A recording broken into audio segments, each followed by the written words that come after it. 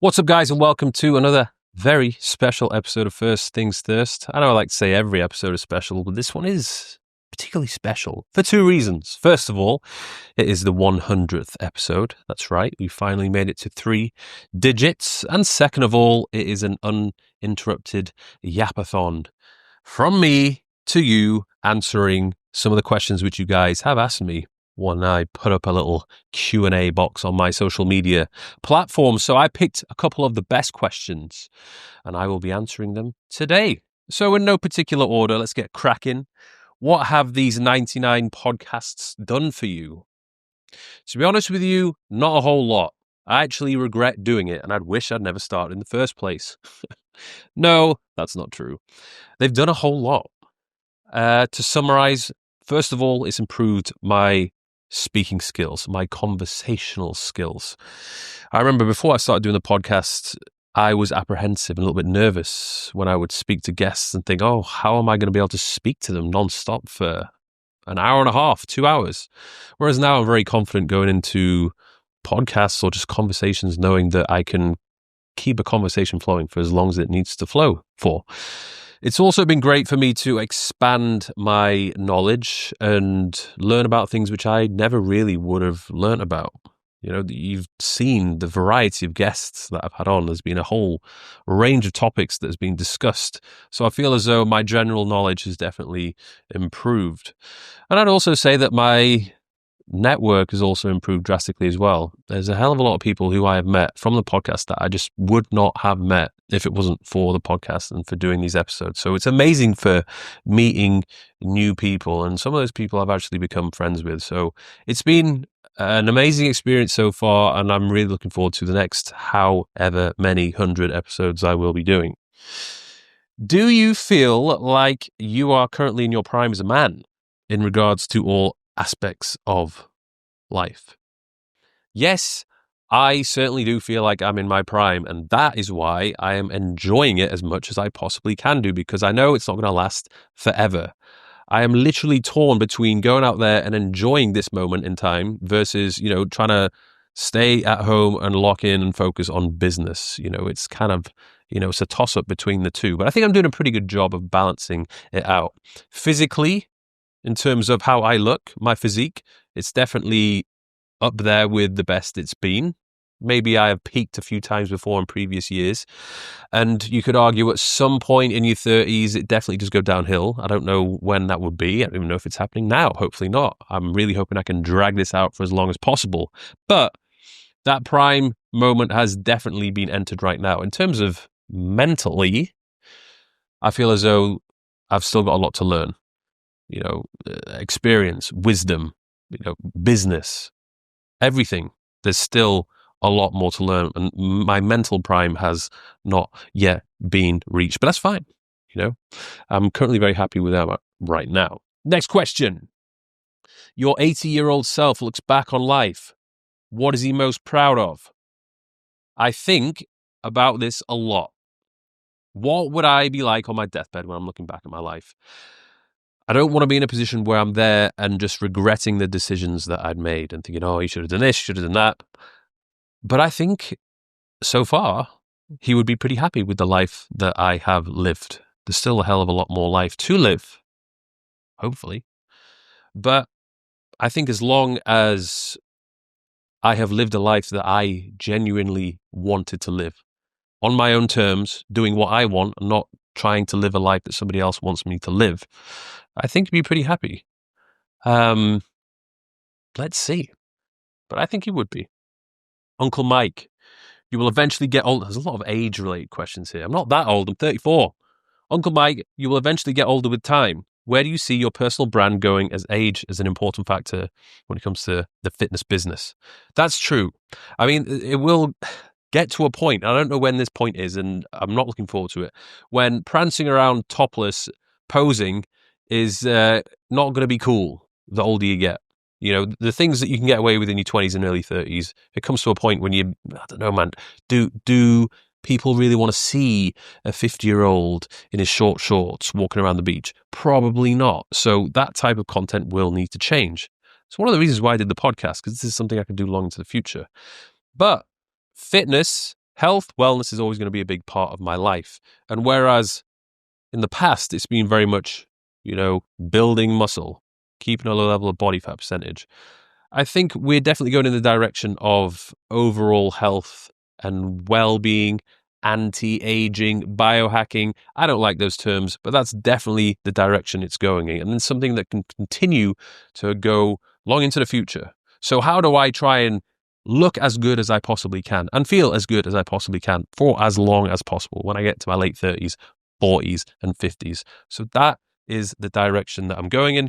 And of course, going to Ibiza on a mad one, living the life, probably can't be making videos like that the older I get. Unfortunately, sad times. I don't want to be a 40-year-old just prancing around the island, going on dates and things like that. Hopefully I've grown up by then, hey? Next question.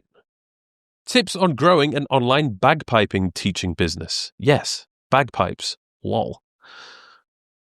Very niche, which you could argue would probably work in your favor. But like anything, if you want to teach people how to do something and make a living off it, create content, okay? It's the same thing I did with my journey. I created content helping people to build muscle, lose body fat, meal prep, whatever it might be. I'm solving people's problems. So if I was in his position, I would just make loads of videos that would revolve around bagpipes, teaching people how to play it, collaborating with other players, doing funny things with the bagpipes, collaborating with other famous people and getting them to play the bagpipes, whatever it might be.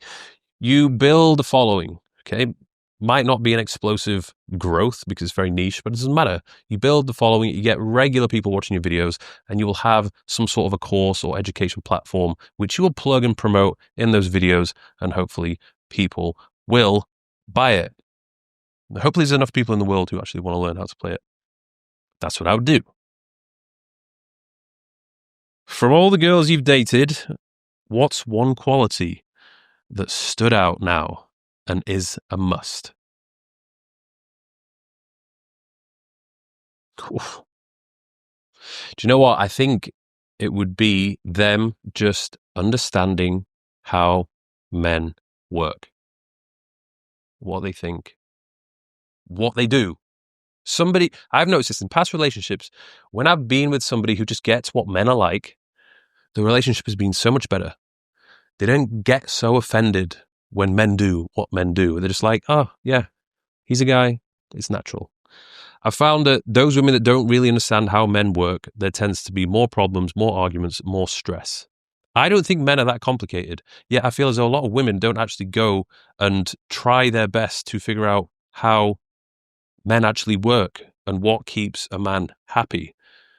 And they don't understand that men and women are completely different in the way that they think and act. And just because women think a certain way doesn't mean a man's going to think the same way. So most women really need to understand how men work. And for me, having that quality will definitely increase the likelihood of that relationship being a really good one.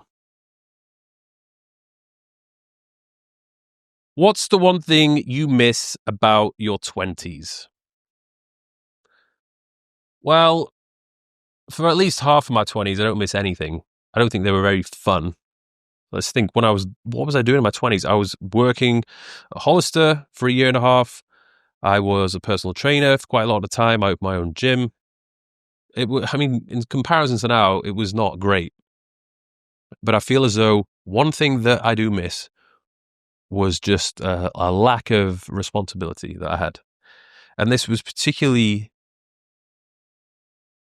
it stood out to me when I was in my late 20s, when all I had to do was just make videos. I could travel the world.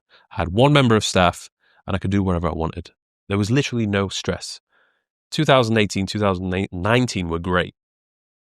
I think when you're in your 20s, because you're still young, you can still get away with doing stupid things and just trying things, experimenting.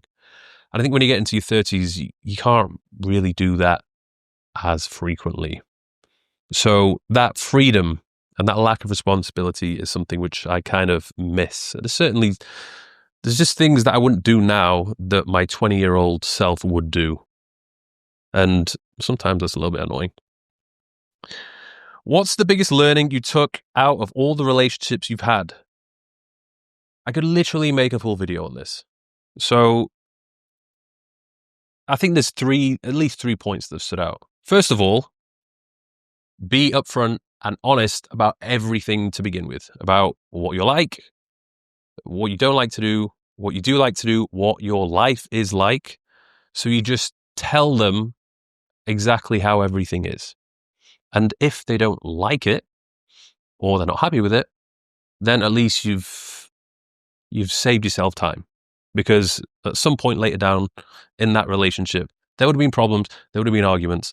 You wouldn't have been able to live the life you want to live or behave the way you want to behave. And it's just a big problem. So if you can be upfront and honest to begin with, don't try and pretend to be somebody that you're not. That's going to be massively beneficial. I would also say, don't get in a relationship if you don't want to be in a relationship. I think I've made that mistake a few times before, where deep down I've just not really wanted to be in a relationship. And yeah, that's not been a good move. So if you don't want to be in a relationship, don't get in one. Plain and simple. Just stay single. And lastly, I would just say that women come and go. And that it can be quite a depressing thought, but that is the truth. Maybe you're one of the few people who, you meet someone in your early 20s and you really like them, you get married and you get settled, and that's you sorted for the rest of your life. If so, great. That's not been the case with me. 34 years old, I've had a lot of experience with relationships and with women, and unfortunately, they come and go. And it's really weird how you can be so close with somebody. They can literally be your best friend at a particular moment in time. And then a few months later, you just don't talk to each other anymore. You're not following each other anymore. And they're gone out of your life. So it's quite sad. But on the plus side, what I have realized now is that even though it might not last forever, just enjoy the moment. Be as present as you possibly can be with that person that you're currently with, and enjoy it. Don't take them for granted, because one day they're probably never going to be there anymore. Next question. If you could summarize all of your guests' advice for financial success, what would it be? That's a hell of a lot of advice. I think one that sticks out with me is just the importance of being financially literate. So understanding how money works. Basically, all the stuff they don't teach you in school, you've got to go and learn it for yourself. Read some books, listen to some experts. Just have this hunger to understand how money works, where it comes from, how do you make more of it. Learn how to save, learn how to invest. The literacy of finance is incredibly important. And if you're not financially literate, probably need to work on it.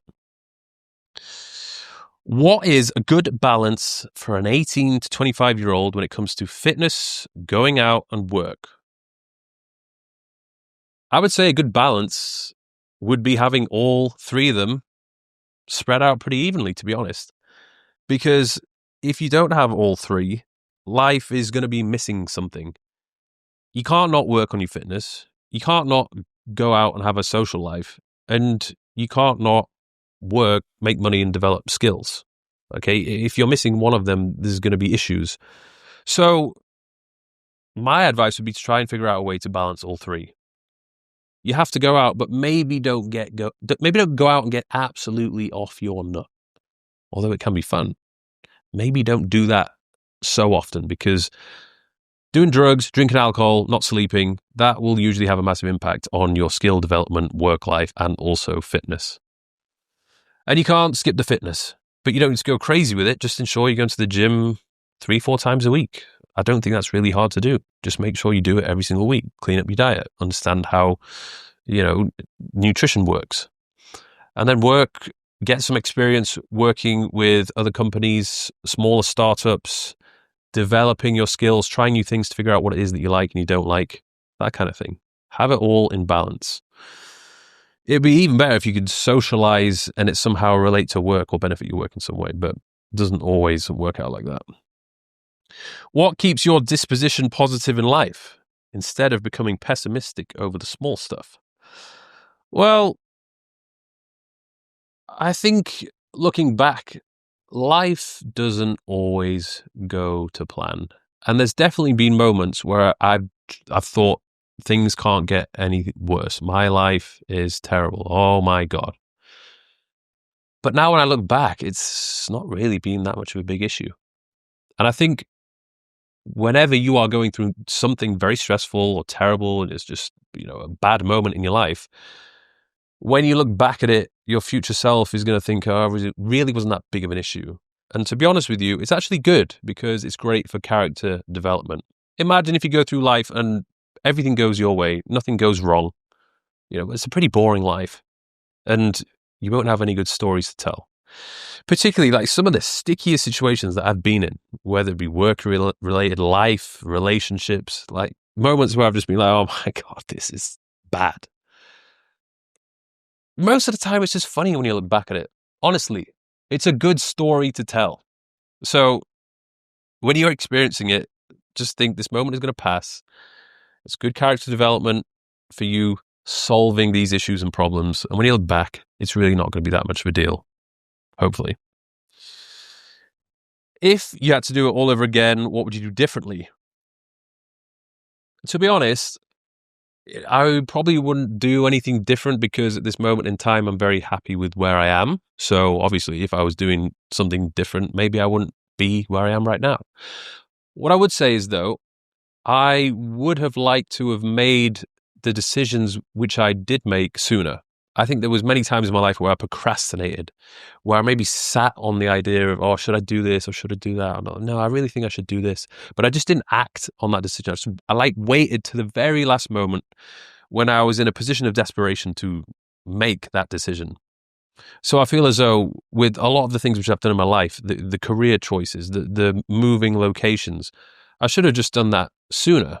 And you could argue I probably would have been further ahead than where I am now. And maybe that's a lesson for you guys. If you are, you have a gut feeling that you should be doing this, or you want to quit your job, or you want to go move to a different location, just do it.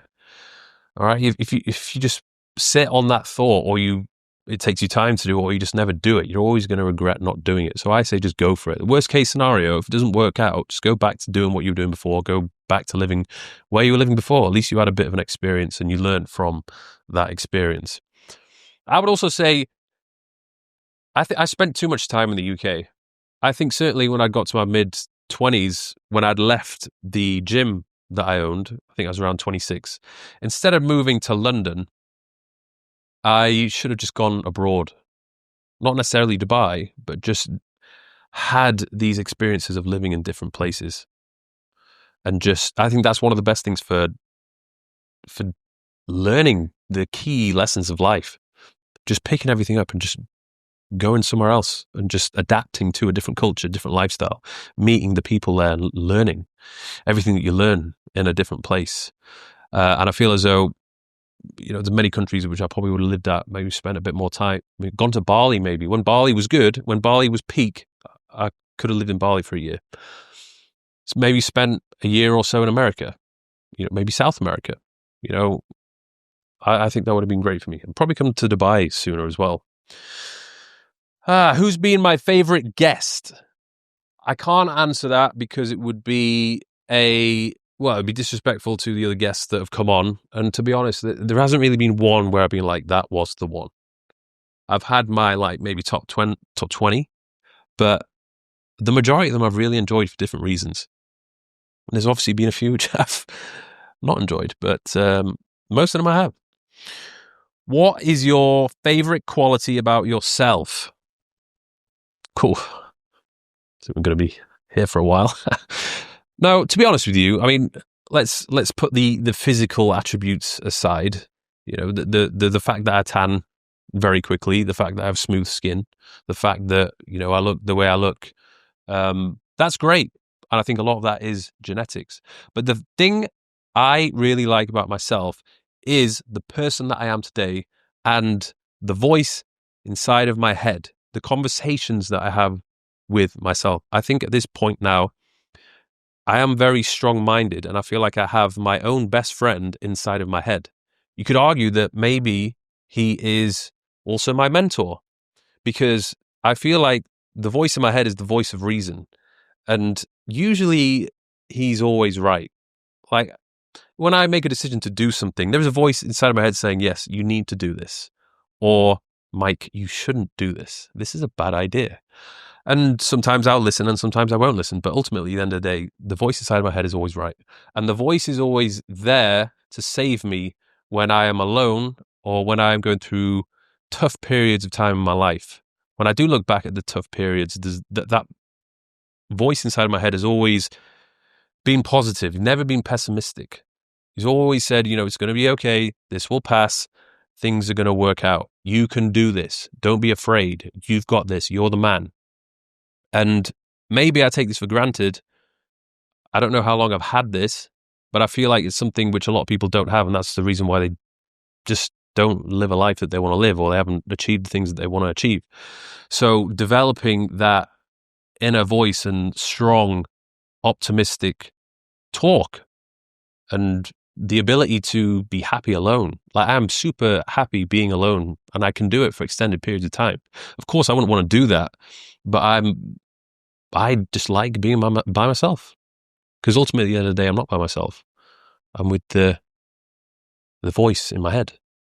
But I think a lot of people need to learn how to be by themselves, because a lot of people can't.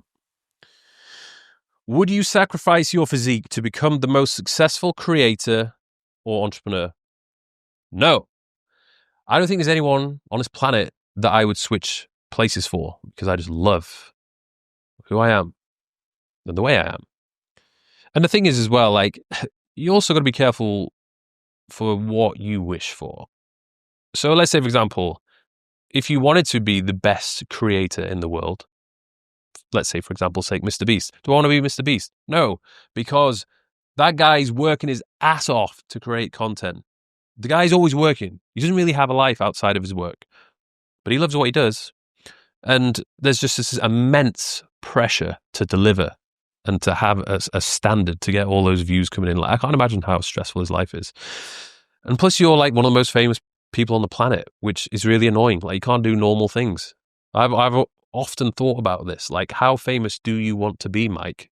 Because I like walking around by myself. I like being able to do normal stuff. And when you get too famous, you can't do that. You have absolutely no privacy. So I wouldn't want that. And then to be the most successful entrepreneur, yes, financially, that's probably great. But let's say, for example, do I want to be Elon Musk? No. He probably has the most stressful life ever. And I can't imagine what he has to go through and how much work he has to put in just to run all the companies and deal with everything that he deals with. I don't want that life. I'm not about that life. I'm content with who I am. Since we're on the topic, next question. Do you think entrepreneurship is for everyone? No, I don't. I think a lot of people are very happy with just going to work and then leaving work, and then, they can not have to think about work anymore. One of the things about being an entrepreneur is there is like never a time when there's nothing to do. There's always something to do. And you probably end up working more as an entrepreneur than somebody who does 9 to 5. But at least the thing you're working on is something which maybe you're passionate about, or at least you will get properly rewarded for the efforts which you put in. You're building something, which hopefully will pay off one day. But I know there's a lot of people who are just not cut out for that. Maybe they don't have the drive. They don't have the discipline. Maybe they are the type of people that need to be told what to do. And there's nothing wrong with that. So I think you have to be careful for what it is that you actually want. I think there's a lot of people who can achieve, this $10,000 a month goal. I think that can be quite easily achieved, and you can have a life of freedom, travel wherever you want to travel, live where you want to live, and you can have that decent revenue stream coming in. I think that's much more attainable. But to be the type of person to build companies, to manage staff, or even run multiple companies, that's a lot of work, that's a lot of stress. There's a lot of people who are not cut out for that life. How much of your day is planned versus deciding in the moment what you feel like doing? I'm very much a person who likes to do things on the day. I wake up and I'm like, okay, this is what I feel like doing. But to actually progress in your life and your career, there needs to be some kind of structure. So for me, at least, there's big tasks which I schedule for myself, which need to be done on certain days. So that is the priority. I just need to get it done. But I don't necessarily have every single hour of the day planned out. I've tried to do it and it just doesn't work. First of all, because it's not me. And second of all, there's always disruptions and distractions that come in that will throw you off this very strict schedule of yours. So I very much like to just do what I want to do based on the day. And if I end up, not doing it because I'm maybe not the best person when it comes to organization, then I try to be a little bit more strict with planning things out, or at least locking myself away to hide away from the distraction. Next question, talk about how you came back from that pause from podcasting maybe a year ago, and then you became extremely consistent. What was the realization? Yeah, we had like 2 periods which were, I don't know, we just didn't put anything out. And that wasn't planned. It was just because I hadn't really thought about what's going to happen when I go traveling for the summer. So when we're in Dubai during peak season, like obviously the guests are flowing, there's loads of people coming in and out, and then I would just go and travel. And I didn't plan in advance who I would speak to, or at least stock up on episodes for when I'm not going to be in Dubai with my team. So months would go by with no episodes. And I can't even tell you how much I hated that feeling. It stressed me out. I was like, how am I going to grow a podcast for not putting any episodes out? Like, what an absolute waste of your potential, Mike. You'd rather just be fanning around Spain, enjoying yourself, when you could be, or should be, putting out episodes for the podcast. If you want to be consistent with anything, you can't have breaks. You can't have breaks when it comes to building a business. You can't have breaks when it comes to building your physique. You can't have breaks when it comes to building a YouTube channel or a podcast. So that experience of not having any episodes going out killed me, and I never wanted to be in a position like that again. So I made sure that I would have a lot more episodes stocked up in advance. Going on trips like the one I did in America, I was literally, I think, 15 to 20 episodes ahead of schedule, which was a great feeling. And then even now, maybe I'm 4 episodes ahead of schedule. That's going to trickle out. But I'm going to be doing another America trip, part 2, LA, Vegas, Arizona, where again, I'm going to stock up on loads of episodes. So it's always a good feeling to know you're ahead of schedule. And I never want to have that feeling again of not having episodes. It's like not having any money. It absolutely sucks. Advice for guys in their late 20s struggling to find a girlfriend and thinking about it a lot. Okay, so I don't know much about this person, what they look like, what they're doing, if they're actually like getting themselves out there. But what I've realized with my experience, you want to become the man that women end up chasing, or that women end up approaching. That has been my experience. You put in the hard work, you become the man, like the man. It's not hard finding women. They will come to you. In fact, the hardest thing is actually deciding which one you're going to go on a date with, or which one you're going to be in a relationship with. That's the hardest thing. So again, I don't know what your situation is, but if you're living somewhere where there's not really much going on, it's a pretty small town, maybe you're not getting out and about, you're just relying upon dating apps to find dates, that's going to be problematic.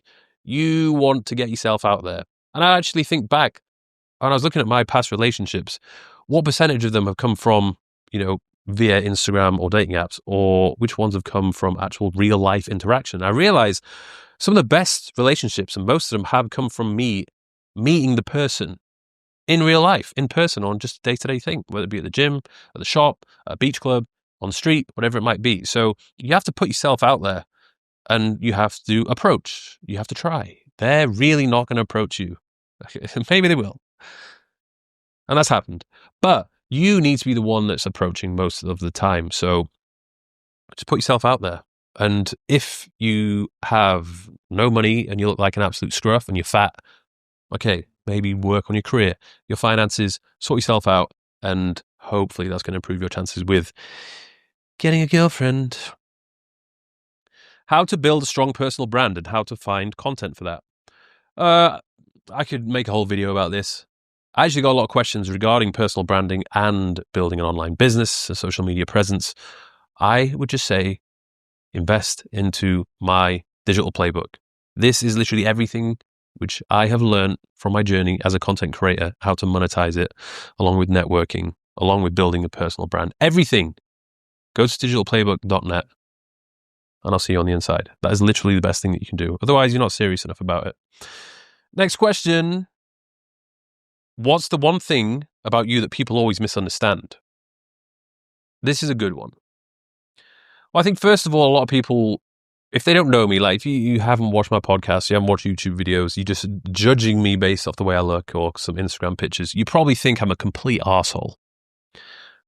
Maybe I can be at times, but most of the time I don't think I am. And I feel like I have still managed to stay pretty humble and down to earth, and I don't take myself too seriously. So I'm not a bell end like most people would assume me to be.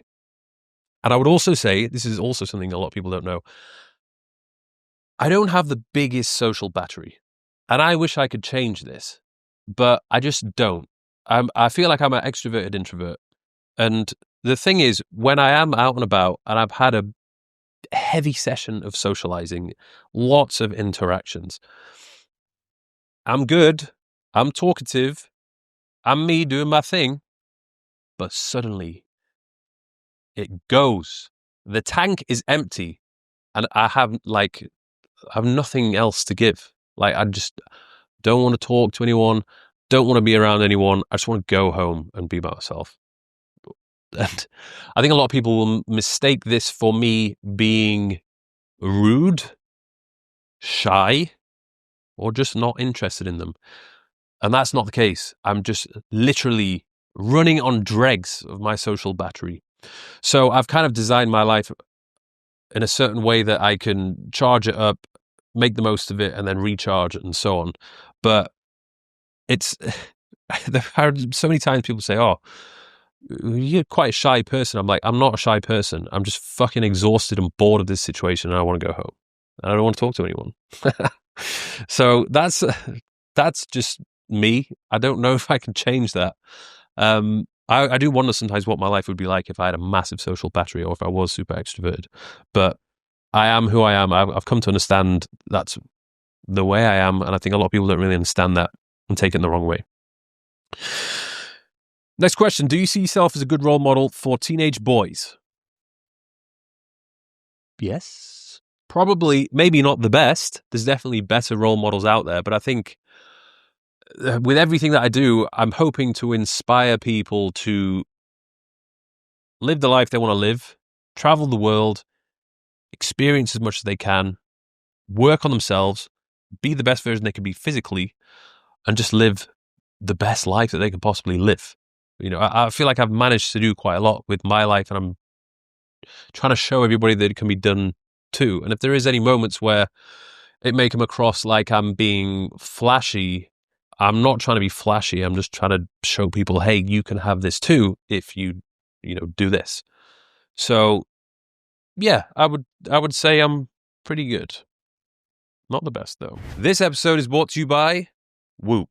The all-new Whoop is here, the only wearable that turns your health and fitness data into personalized guidance. Now, 7% smaller with 14 days of battery life. I've been wearing Whoop since 2021, and I've been wearing it every single day. It's a device which I have used to improve my training, improve my sleep, and stay away from the things which are definitely not good for me. It has been a game changer.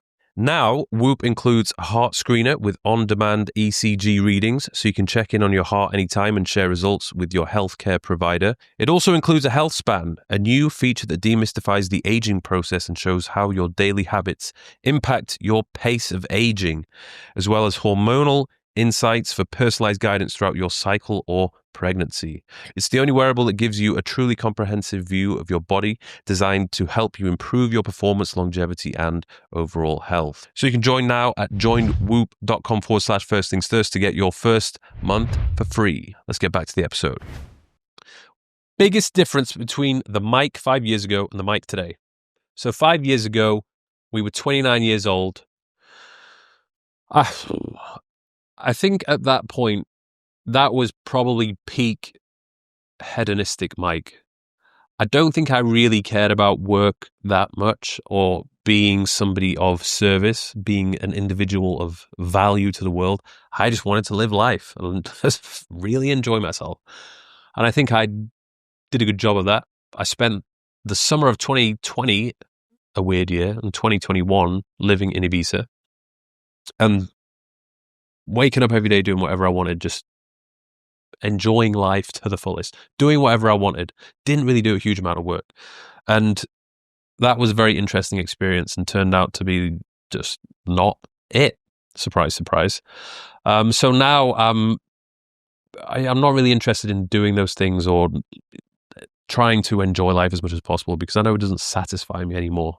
I know you have to go off from time to time and just do fun things and enjoy life, but being useful, being productive, creating something is a lot more satisfying to me at this point in time. Let's see what the difference is in another 5 years, hey?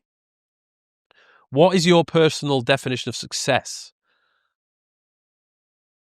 I would say if you are doing something right now and all of a sudden you just had an unlimited amount of money, would that change what you are doing right now? If not, then I would say you are a success. So take, for example, me.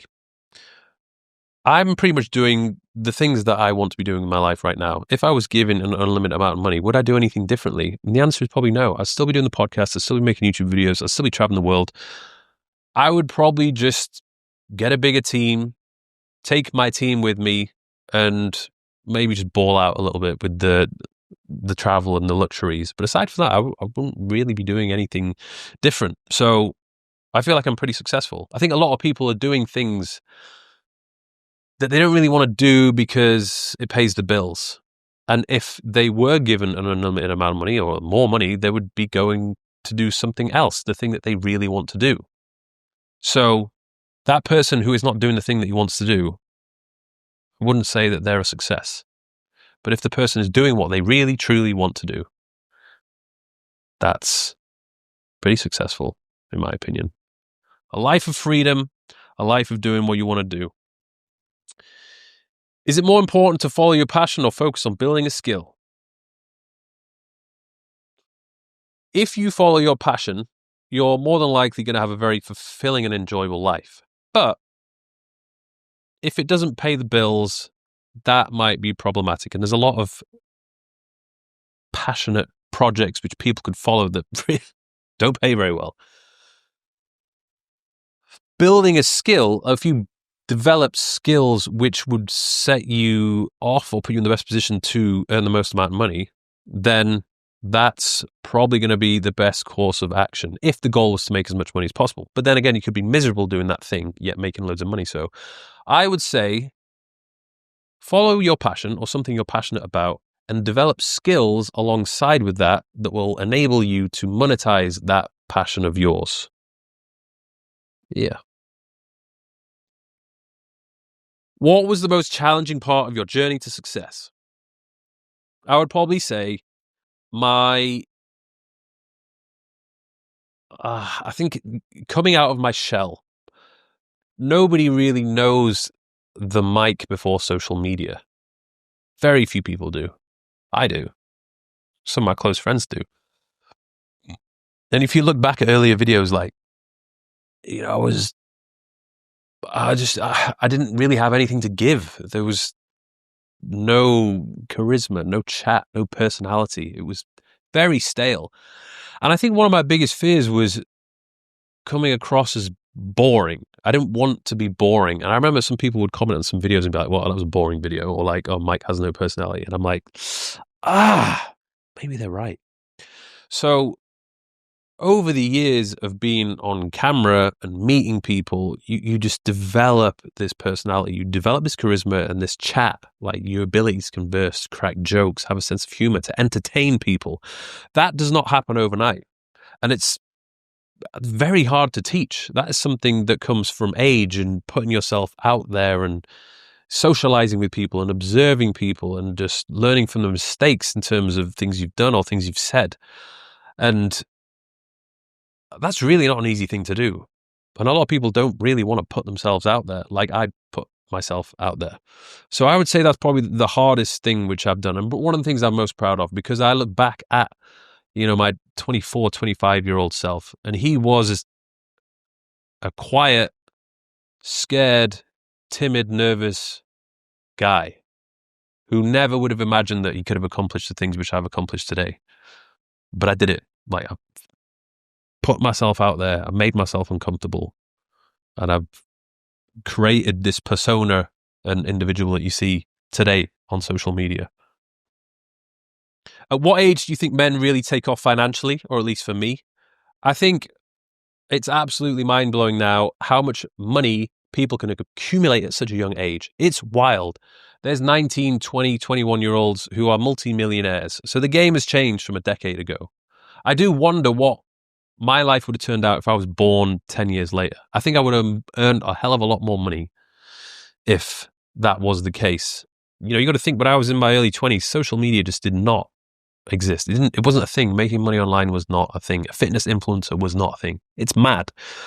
So if it is your goal to be financially free and earn a lot of money, you can do that very early, but you got to be hungry for it. You got to learn. For me, I felt like I hit that point when I was 27. I was probably getting around 30, 40,000 pound a month, and it was a very drastic increase.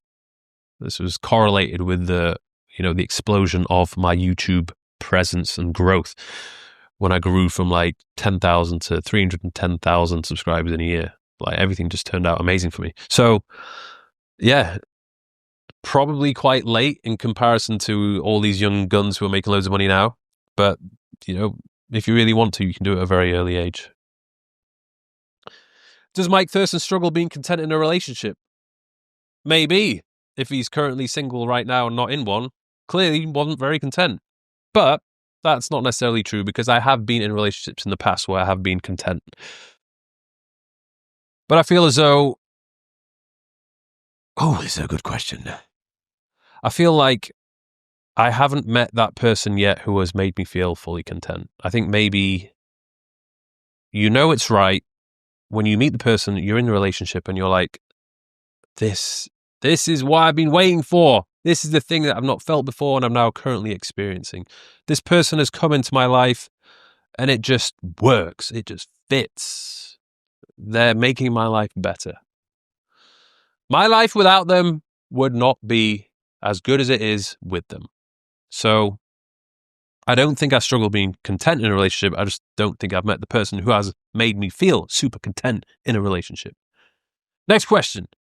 If you have a really good girl, but you feel like she's making you softer, what do you do? This is a good one, because it happens.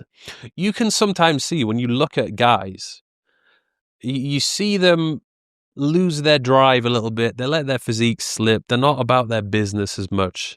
They just get a little bit softer. And, it's not necessarily a bad thing, but it can be. So my advice would be, try to limit how much time you're actually spending with them. And when you're not with them, do the absolute opposite of what you do with her. So, for example, if you're only doing soft things with her, go and do extremely hard things when you're not with her to try and balance it out. Okay? Because I'm not going to lie. I like to lie on the sofa, watch a film, eat some shit, and have a girl stroke and massage my head. I like that. I like it when I wake up in the morning to, a bit of action in the bedroom. It's great. But if you do too much of it, if you eat too much, if you're fucking too much, if you're just relaxing too much and enjoying life too much, you're not pushing yourself, you will literally turn into a vegetable. And I've seen it happen with myself. Like, I noticed that if I'm going to spend too much time with this person, or I don't have a word with this person and change things, then I'm going to not be the best version that I can be. And hopefully the person that you're with wants you to be the best version that you can be. So if you just sit down and talk to her and be like, hey, we got to do a little bit less of this, we got to do a little bit more of this, and I've got to, take some time away from you to do more of this. And she should be understanding and be like, yes, okay, I understand. You need to go off and do your thing. You need to develop your career. You need to be the best version you can be, physique, mentally, everything. She should get it. If she doesn't get it and she just wants more of you and she wants to just spoil you and turn you into their little piglet, probably not a good partner. I would want to get out of that. Like that, I've been there before, where I've noticed myself being a little bit too complacent with what I eat with the work I'm doing, with pretty much everything in life. It's great when you're with them. Like life is, full of dopamine. Like everything's amazing, but you can't have too much of that. You need to have a balance. So do hard things outside the relationship. Maybe limit how much time you're spending with her, and be firm. You're the fucking boss. So if you don't like something, then tell her you don't like it. Next question. Is there a moment you realized you'd made it? There's one moment I will never forget. And this was in 2018. YouTube was doing well. I got approached by someone in Dubai who had a fitness company, and they offered to fly me out to Dubai for 5 days, all expenses paid. And all I would have to do was document it, and they had this itinerary of really cool things to do every single day. And I remember being on the flight, landing, approaching Dubai. I was listening to my music, inspirational music, and I was like, I can't believe that my job is me going to this holiday destination that I've always wanted to go to and just doing cool things every single day. Like, that is my life. And all this stuff was really expensive. I wasn't getting paid for it, but it was all free. And the fact that it was free, I couldn't get over it. It was mind-blowing. So I always remember that I can visualize it right now, the exact seat I was in. I was in economy, but I was still gassed. I was like, this is sick. Just looking outside and being so excited. So excited. And I think that had something to do with me moving here 2 years later. 1 year later. Next question. Did you ever strongly disagree with a guest but didn't say anything in case you wanted to contact them again? No, not really. I think if I strongly disagreed and felt like I had something to say, I would challenge them on that. But I'm very open-minded, and I understand that people have a different point of view. Maybe a point of view that I wouldn't have, or they would do something I wouldn't necessarily do. Maybe there's been a few things which have been said where I'm just like, that's pretty wild, but I don't want to get too far into that. And yeah, it's one of those things. Maybe there's been a few where some of the women have said that men should share their struggles and their feelings and be more emotional with their partner. And I disagree with that. I think you have to be very, very careful with that, because I've done it before. I've overshared with some of the issues I'm facing, being too vulnerable, being too emotional. And it does, from my experience, it pushes them away. So you can be open, you can share a little bit, but don't go too far into that territory, because it usually does not work out. They want to see you as, a strong individual who's got their shit together and isn't an unstable emotional wreck. Do you feel like you're behind time regarding having kids? I'm feeling a bit left behind. No, I think men are pretty lucky. You can really push it to late 30s, 40s to have kids. We don't necessarily have a biological clock like women do. So I don't feel like I'm missing out. In fact, I've observed the situation with my brother, who's 2 years below me. He's just had a kid. It's been very interesting to watch that unfold.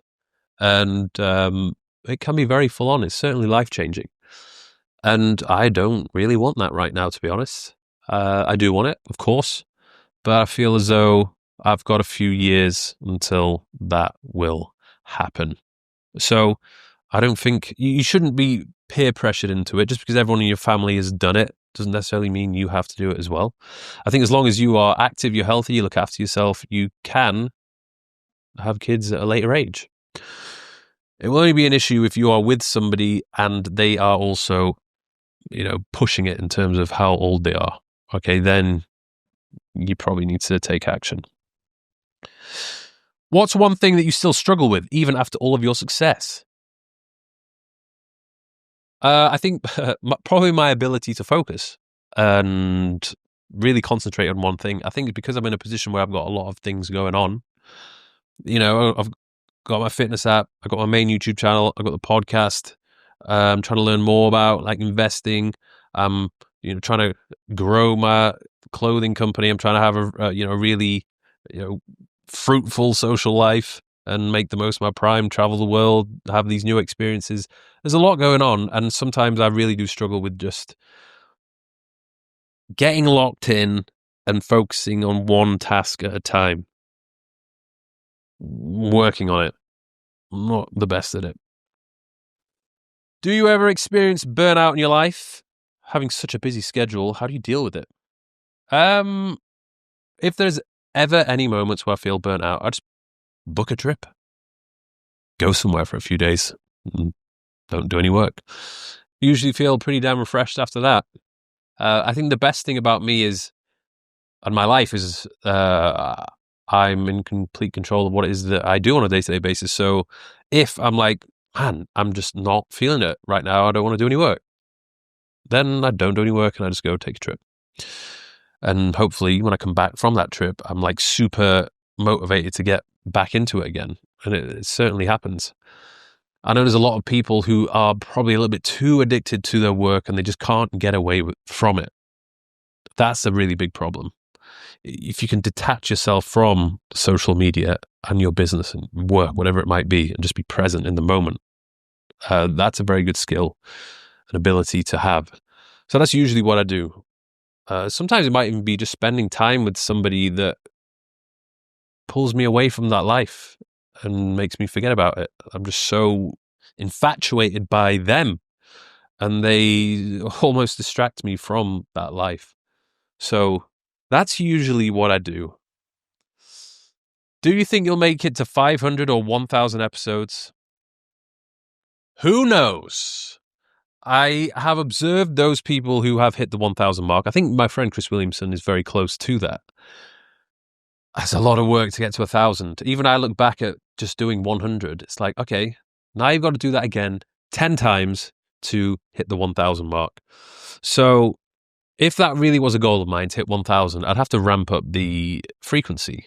I would, like Chris, probably have to put out 3 episodes a week. And that's a lot, right? Doing 1 a week is enough. 3 a week is next level. And I think one of the reasons why he's so good at that and other podcasters are good at churning them out is because it's their only thing. It's like, okay, what's the focus here? The podcast. No distractions, nothing else going on. I want to be the best podcaster in the world and get these episodes out. For people like that, it's much easier to do than somebody who has lots of other things going on. Like even when I started the podcast, it was a little side quest. It was a little hobby. The goal was never to monetize it. The goal was just to hopefully provide some value and give back and, share my experiences and get some really interesting people to open up and share their experiences too. So hopefully, actually, that's weak. Yes, we're going to do it. At least 500 anyway. What advice would you give to a young man looking to build the kind of life I have? Again, I will direct you to the digital playbook because that is the best thing that you could possibly do. I've literally mapped out everything that I've done. If you don't want to check that out, then screw you. But if you want to have the life that I have, you have to be in a very, very confident position where you believe in yourself. You got to try a lot of new things, but you've got to, if you want my life, you've got to create content. As simple as that. Pump out the content.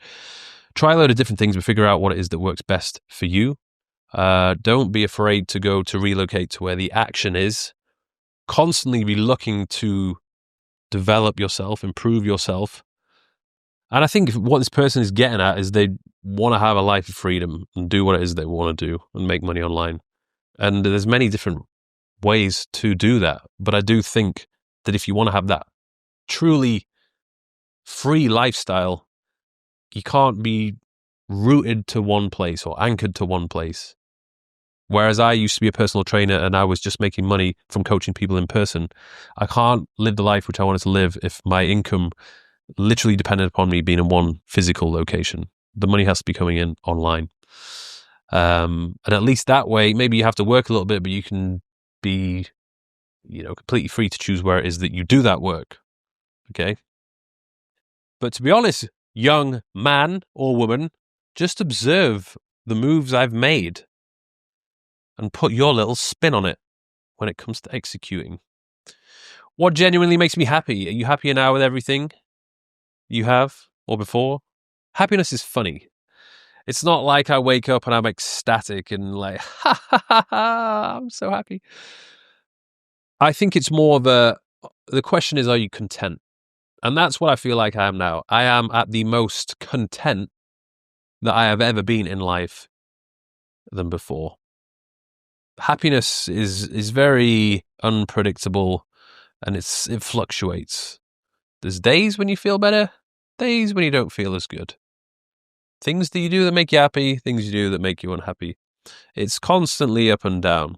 But I would say it's quite controlled. It's not like excessively high or excessively low. I'm quite good at controlling my emotions and being stable. What I said earlier about being content, that's probably more important. I'm just happy with the way things are. I said happy there. I'm content with the way things are. I like the life I have. I've done so many things in the past. I know how I feel when I do certain things. I've tried things I don't like. I've tried doing things that I thought I would like and I thought that would make me happy, and it doesn't make me happy. And I'm glad that I've had those experiences. So being in a position that I'm now, 34, having this experience with relationships, with women, with work, with interactions with people, friendships, doing things which I know I like and I don't like, you're just able to live a much better life, in my opinion. And, you look at things that look fun, but now you know it's actually not that great and you won't enjoy it that much. So it's something which I believe definitely gets better with age. But I really do suggest that as much as you can, do things that you do as a child. So go and do like fun activities, fun things. Like just go get together with the lads and just go and do something funny and fun. Like that can genuinely make you feel happy because you're like bringing out the inner child in you and you're playing. I think a lot of people make the mistake of just not playing anymore when they're adults. And I think I'm quite good at still being able to play. I still feel quite immature and behave immaturely. Even when I'm having conversations with people or doing certain things, like I still try and keep this inner child alive. And I think that can definitely help with just overall life satisfaction and staying youthful, right? So don't say no to doing fun things. In your 20s, did you have to cut off any close friends to build the life you have now? Yes, but it wasn't like realization, cut off, fuck you guys, never going to see you again. It was more like a gradual phasing out. And I think if you just look at your circle or you have some friends that maybe they don't have any ambition, they're not going anywhere in life, you're like, oh, okay, the more time that I spend with these people, the less it's taken me away from the thing which I should be doing. Or maybe they're trying to suck you into doing activities that are not going to be very beneficial. You don't have to cut them off and say goodbye. Just spend a bit less time with them. And this is one thing which I've noticed with guys in general. The more successful you are, the busier you are. There's a lot of my friends who I don't see very often because they're just busy. I'm busy. And hopefully they should understand that if you are progressing with your life, your career, good things are happening to you. They'll understand if you say no. They're probably going to stop asking you to get involved with activities or whatever it might be if you say no quite often. But, you can say yes every now and then or try and ask if they want to do something. But there's like I look at my friendship groups throughout my life. I had my friendship group at school, university, Newcastle. Didn't really have any in London. I've got my friends in Dubai. And yeah, you just eventually, if you really want to go somewhere, you got to stop spending as much time with the people who aren't going anywhere and try to befriend people who are go-getters, ambitious. And there's more than enough people, certainly in the popular cities, there's a lot of hustle and bustle. You're going to find people who are in a similar situation to you. And if you can find friends who are on that entrepreneurship journey or ambitious or just got their life sorted out, then that's great. And, sometimes I like to see I have some circle of friends where I'm the guy with the least amount of money. And I love that. because it kind of inspires me to make more money, and I learn a lot from those guys. So yeah, it's one of those things. Your friendships will change. What inspires you to keep going even when things don't go as planned? Nothing ever really goes to plan. It would be nice if everything went to plan, but that's not how life works, and life would be boring if it did. So always having a plan B and C. Of course, you don't want to do plan B or C. You want to go ahead with plan A, but having other plans just in case the main plan doesn't work out is usually a good idea. And having this ability to be very quick to respond and make decisions if things have not gone to plan. Okay, that's usually the people who are the most successful in business. If things don't necessarily work out, they're very quick to just go on the different trajectory. And they don't dwell on it too much. So don't get bummed out if things don't go to plan. In fact, a lot of times now if I go somewhere or I meet someone, I don't have the expectations being too high, because usually going into things with extremely high expectations just increases the chances of you being disappointed at the end of that activity or interaction. So I would say now I have lowered my expectations, even when it comes to relationships, or I meet someone or I'm dating. That's not like, I'm not going into this day expecting this person to be my wife and it being the best relationship I ever had. That would be unrealistic. I just hope it will be good, but I'm not going to be bummed out if it doesn't work out. Same thing with business. Like, hopefully things go in this direction and work out, but probably won't, because that's not how life works. So, okay, let's figure out different ways that we can go about this. Oh, last question.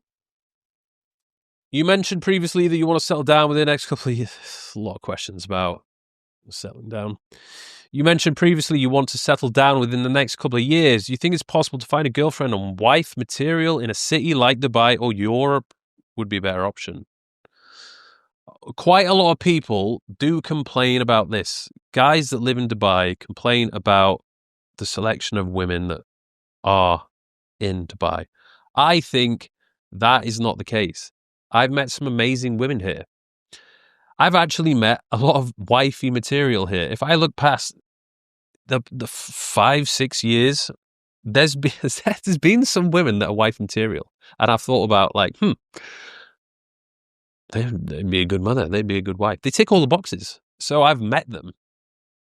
The problem is a lot of guys here, horny little rascals who can't control their lust and look for women in the worst places. So they will DM or talk or engage with the girl that is exposing themselves on social media, half-naked pictures, just being very lustful, okay? They fall for that trap. They engage with that person. They complain when they don't behave the way that they wanted them to behave, even though it was very obvious they're literally a walking red flag. So it's their own fault. Same thing with the guys that try and look for women in nightclubs or bars or these high-end restaurants. Like this, they're not going to be where wifey material resides. Okay, you want to be waking up early in the morning, finding the women that are on top of their health, their life, their wellness. You know, maybe they're doing Pilates early in the morning. Maybe they're going for a walk on Kite Beach.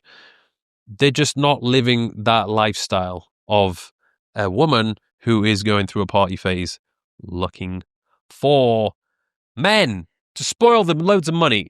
So I don't think it's a problem at all. There's a lot of beautiful women here, a lot of variety here, different nationalities. I think because I've been here for a while, I just know where to look, where not to look, and very quickly I can just tell if this is somebody who you would settle with or somebody who you would have fun with. A lot of guys don't understand the difference, and they're hypnotized by the way that a woman looks. So it's your own fault, guys. Don't complain about the women. Complain about the poor choices that you are making. And on that note, it's time for me to wrap this Q&A up. Hopefully you've enjoyed it. I've enjoyed it.